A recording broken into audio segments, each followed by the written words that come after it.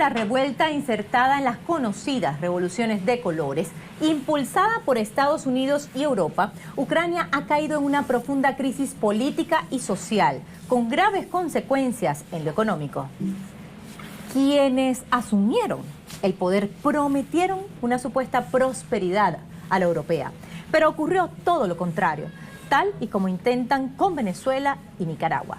El 31 de marzo de 2019, Ucrania acudirá a las urnas para elegir nuevo presidente y parlamento en un contexto histórico reciente de guerra y padeciendo una descomposición del tejido social y una endeble defensa de su integridad territorial.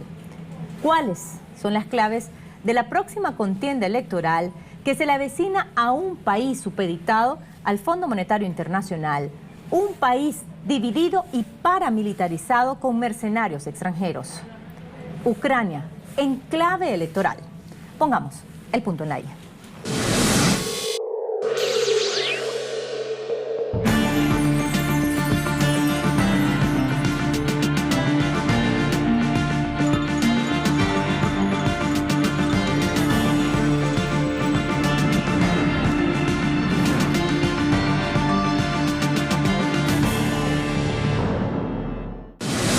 Desde las revueltas que para la historia pasarán como Euromaidán del 2013 hasta finales del año pasado, la economía ucraniana se contrajo un 27% y la inflación trepó a un 50% anual, según cifras oficiales. El salario promedio del ciudadano se redujo más de un 20% y las pensiones disminuyeron un 64%. El precio del gas creció 11 veces y también se incrementó el costo de la calefacción y la electricidad. Muy lejana es la Ucrania, que se constituía como gran exportador de granos para Rusia, la Unión Europea y una amplia zona de Oriente Medio. Sin embargo, según un informe de diciembre de 2018, elaborado por el Servicio Estatal de Estadísticas de Ucrania, el 34% de la población, es decir, 14 millones de habitantes, vive debajo del umbral de pobreza. Este escenario llevó a una decisión tradicional, recurrir al Fondo Monetario Internacional, y fue el propio FMI quien en su último informe señaló que Ucrania es el país más pobre de Europa, por debajo incluso de la pequeña Moldavia. También el Consejo de la Unión Europea aprobó el año pasado un préstamo por 1.000 millones de euros para cubrir las necesidades de financiación, siempre y cuando se lleven las reformas estructurales impuestas por este organismo. Sirvió como sirven los acuerdos con el Fondo Monetario Internacional en todo el mundo, para generar las condiciones para que las élites tengan beneficios y la mayoría de la población pierda derechos y pierda posibilidades económicas. Eso pasa en Ucrania, como está pasando en Argentina, como pasó en toda América Latina en la época en los 90, en la que el Fondo Monetario se enseñoreaba.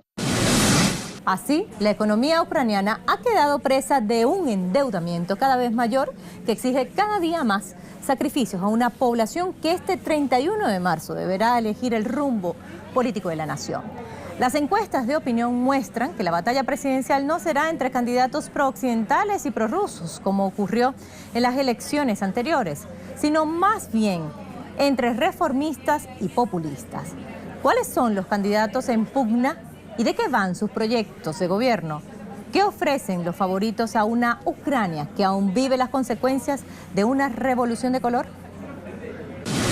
El actual presidente Petro Poroshenko, bajo la consigna Ejército, Fe y Lengua, tiene la intención de mantener vivo el sentimiento nacionalista, a pesar de que es consciente que será imposible recuperar la ciudad de Donbass y la península de Crimea por la vía militar ante el poderío ruso. Respecto a Rusia, Poroshenko plantea que mantendrá una política de paz fría, mientras para el Consejo de Seguridad ruso, la reelección de Poroshenko como presidente agravaría la división en Ucrania. En lo que respecta a la gestión y prontuario político de Poroshenko, en 2016, los Panama Papers revelaron que sus abogados habían construido una compañía offshore para albergar varios de sus negocios en las Islas Vírgenes Británicas. En 2017, también fue citado en el escándalo de los Paradise Papers. La principal rival de Petro Poroshenko es la líder del partido Patria, Yulia Timoshenko. Ella plantea que los países occidentales deben endurecer las sanciones económicas a Rusia. Conocida como la princesa del gas, a Timoshenko se le recuerda por ser una de las empresarias que durante la caída de la Unión Soviética supo hacerse del monopolio del gas. En 2001 fue cesada de su cargo por falsificación de documentos y contrabando de gas natural ruso. Timoshenko basa su campaña electoral apostando por reducir los impuestos sobre la energía y aumentar las pensiones. De alguna manera, como decimos en Argentina, es el mismo perro con distinto collar, porque básicamente lo que está ahí en juego es alejarse de la influencia rusa. Entonces, en ese sentido, los partidos de ese sistema que quedó instaurado en Kiev, todos tienen un argumento común, que es ese. Ahora, las consecuencias para la mayoría de la gente, para la mayoría de los pobladores, de cualquiera de los sectores de Ucrania, han sido desastrosas, porque hace poco el propio ministro de Trabajo reconoció que el 56% de la población no tiene trabajo. La población económicamente activa está sin trabajo. Eso es un dato muy contundente acerca de qué es lo que se está haciendo en Ucrania. Y sobre todo, bueno, por otro lado, la influencia de los organismos internacionales como el Fondo Monetario y el Banco Mundial llevó a esta situación crítica a la población ucraniana. De hecho, hay muchos ucranianos, hay miles, cientos de miles que emigraron a Rusia para conseguir trabajo. A Timoshenko y Poroshenko le siguen Anatoly Hristchenko, exministro de Defensa de 2005 a 2007, sobre el que pesan numerosas críticas y acusaciones de corrupción. Oleg Lyashko, líder populista del Partido Radical y estrella del imperio mediático del oligarca Akhmetov, Vadim Robinovich, un ex hombre de negocios que dirige el partido prorruso For Life, y Yuri Boyko, otro ex hombre de negocios prorruso, detrás del que muchos sitúan los intereses del expresidente Timoshenko. Analistas aseguran que la política ucraniana sigue siendo un juego de élites. Esto se pone de relieve en la escasez de candidatos ajenos al orden establecido. Tanto los líderes del autodenominado bloque prooccidental, Timoshenko, Hristchenko y Lyashko, como los del prorruso, critican al FMI por imponer fuertes exigencias al gobierno a cambio de ayuda financiera. El Partido de la Patria de Timoshenko, Batkivshina, el Partido Radical de Oleg Lyashko y el bloque de la oposición, antiguo Partido de las Regiones, de Boyko, atacan de forma cotidiana al Fondo Monetario Internacional. Los partidos nacionalistas de carácter etnicista son impopulares. El patriotismo más que el nacionalismo étnico es lo predominante en un país donde la opinión pública muestra altos niveles de rechazo hacia los líderes, pero no hacia los ciudadanos rusos. Bueno, hay una clave en estas elecciones. Para postularse como candidato tenía que hablar en ucraniano y no en ruso. Esto ya es una clave importante. La exclusión de los votantes de la zona más prorrusa, de más influencia rusa, obviamente quiebra la posibilidad de que surja un gobierno más amplio que por lo menos integre a todos los sectores de Ucrania. Así que, bueno, en ese sentido, esta es una elección contra Rusia. El nacionalismo ucraniano presente en todos los partidos en el poder no ataca la vía hacia la integración en la Unión Europea y son abiertamente pro-OTAN y pro-estadounidenses. Ucrania es un país cuyos actuales límites se formaron por primera vez después de la caída de la Unión Soviética. Eso ha complicado construir una historia e identidad común, que fue además desintegrada bajo la injerencia de Estados Unidos y Europa en el 2014. El país hoy está claramente dividido entre el este y el oeste, y la tensión política con Rusia ha sido una constante. En 2004 se produce una crisis en las elecciones presidenciales que motivó que se realicen 2 veces. El triunfador fue Viktor Yushchenko, del oeste ucraniano. Postulaba que el país se uniera como miembro de la OTAN y de la Unión Europea. Esta política exterior provocó la reacción del resto de la población, que vio burlada su voluntad popular tras la realización de la segunda elección presidencial. Ante el giro del gobierno de Ucrania, Moscú empezó a tomar medidas duras que incluyeron bloqueos comerciales y la suba del valor del gas. Actualmente, el gobierno derechista de Poroshenko se ha volcado hacia la OTAN, argumentando que esto es lo único que le daría independencia a Ucrania, mientras acusa a Rusia de pretensiones de invasión a su territorio. En 2010, Viktor Yanukovych ganó las elecciones presidenciales y volvió a la política exterior ucraniana en la línea de neutralidad entre Rusia, Europa y la OTAN. El mandatario comenzó a mostrarse reticente a la firma de un acuerdo con la Unión Europea que llevara a su inclusión en el organismo regional. Bruselas decide entonces dar por terminadas las negociaciones de manera abrupta. Causalmente, durante noviembre de 2013, bajo el mandato de Yanukovych, Ucrania se vio sacudida por una movilización contra el gobierno que se inició en la Plaza Maidán y fue conocida posteriormente como Euromaidán. En el 2014, Ucrania vivió su propia versión de las revoluciones de colores, cuyo principal antecedente se remonta 14 años atrás, con el derrocamiento de Milosevic en Yugoslavia.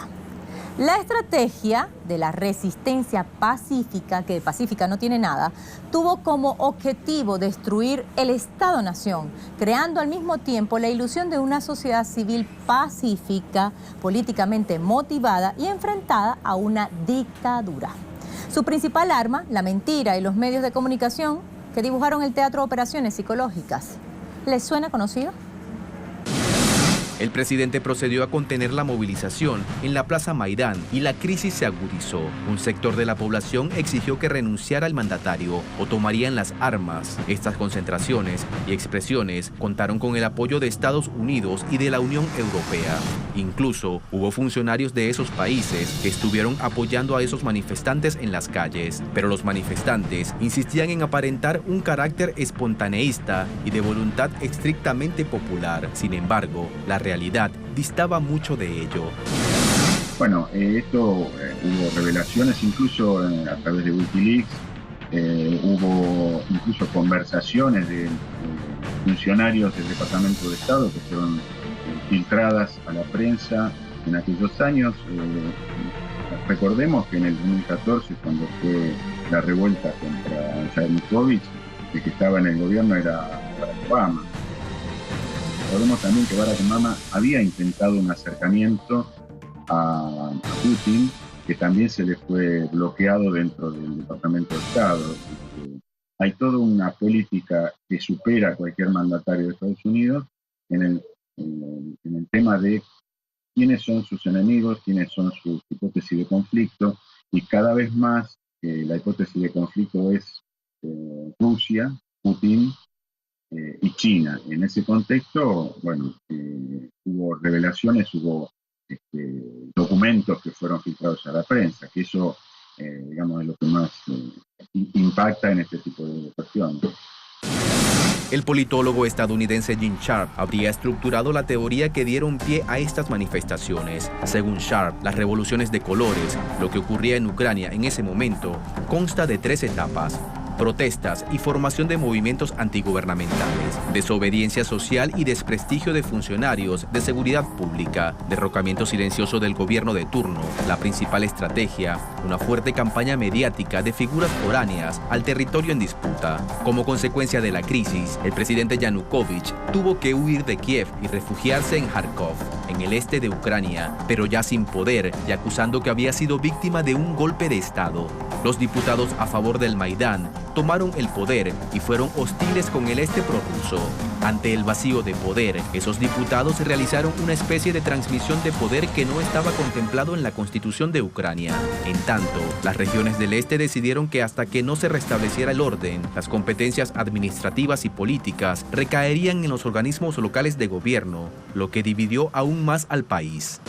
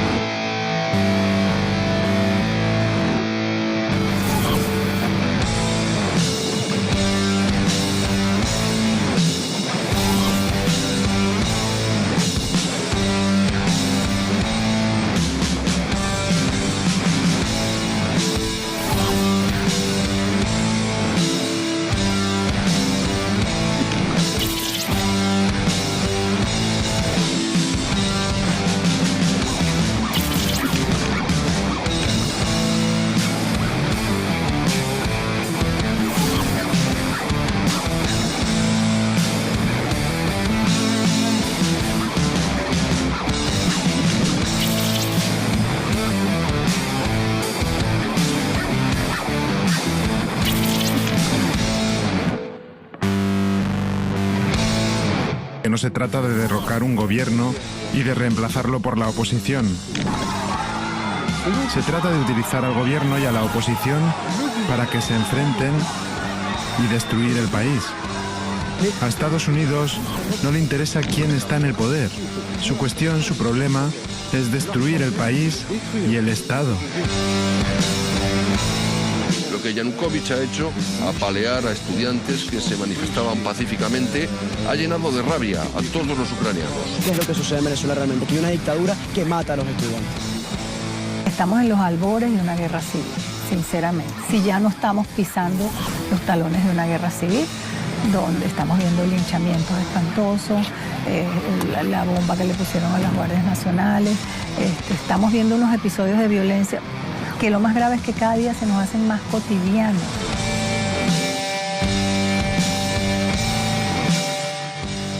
Casas reducidas a escombros, calles por las que ya no camina nadie.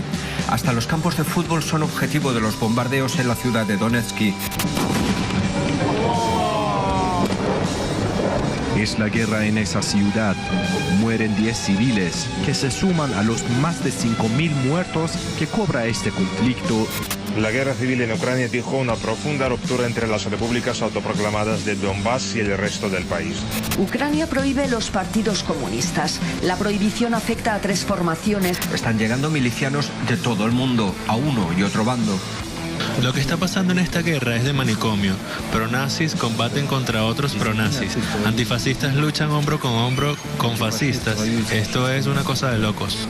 Lo único seguro es que, como siempre y en todas las guerras, son los civiles quienes pagan el precio más alto. Desde el 2014 en adelante, la disputa que hay dentro de Ucrania es entre prorrusos y antirrusos. Precisamente el derrocamiento de Viktor Yanukovych y la llegada al poder de Poroshenko, de Petro Poroshenko, está inscrito dentro de esta disputa. A partir de ese momento vino la anexión o el regreso de Crimea a la área rusa y las disputas en el este y en el sur de Ucrania. Si ganaran los reformistas no va a cambiar mucho eso, o probablemente incluso se potencie, porque digamos que la legitimidad de Poroshenko quedó bastante en duda, ¿sí? Y por lo tanto sería un nuevo gobierno que tuviera mucho apoyo popular, cosa que no parece, por lo menos en las encuestas, que vaya a ocurrir. Implicaría que el acercamiento hacia la Unión Europea sería aún mayor. Justamente la disputa es en torno al acercamiento de Ucrania. Ucraniana es tan fuerte que es ucraniana, un 25% de influencia rusa. Particularmente en la zona este y el resto de la población son de diversas minorías. La división también se da a nivel religioso. Los ortodoxos ucranianos dependen del patriarcado de Kiev, en tanto que el resto de los ortodoxos dependen del patriarcado de Moscú. Este contexto sirve de cultivo a la existencia de 2 visiones sobre Ucrania. Una visión nacional del oriente de Ucrania sostiene que debe crearse un país sobre las 2 poblaciones, Ucrania y Rusia. Esa mirada plantea que haya 2 lenguas, en el marco de un Estado bicultural. Por el otro lado, la Ucrania de Occidente confronta con la influencia rusa y dice que debe haber un solo idioma y cultura, la ucraniana. Mientras en Kiev se producía el Euromaidán, el Parlamento de Crimea le pedía protección a Rusia. Es así que el 27 de febrero de 2014, la población de Crimea celebra y recibe con algarabía a las tropas rusas. Pocos meses después, se realiza un referendo en el que abrumadoramente la población se inclina por adherirse a Rusia. En la región de Donbass también se da un movimiento anti-Maidán que contará con el aval de Rusia. La disputa entre Washington y Moscú es bastante grande, sobre todo no tanto del gobierno de Donald Trump como del establishment diplomático y militar de Estados Unidos, porque bueno, Rusia fue clave para la derrota de los rebeldes en Siria y por lo tanto de Estados Unidos y la coalición occidental que los apoyaban. y digamos que ese mismo sector que en Estados Unidos fomentó la guerra en Siria es la misma que apoyaría cualquier tipo de continuidad de una guerra o de la profundización de una guerra civil en Ucrania. Pero yo veo que ahí hay muchos otros intereses en juego también, porque dentro de la propia Ucrania hay sectores que quieran tener un acercamiento más grande con Europa. Hay un juego aquí de ajedrez bastante complicado en el que nadie sabe cómo puede terminar, pero sí que los intereses son bastante importantes, sobre todo porque, bueno, Europa necesita del combustible que le ofrece Rusia, Ucrania necesita el apoyo de Europa para poder alejarse de Rusia, la Ucrania reformista, y entonces, bueno, ahí es un juego de intereses bastante grande y hay que ver cómo caen las fichas. ¿Quién gana con las elecciones en Ucrania?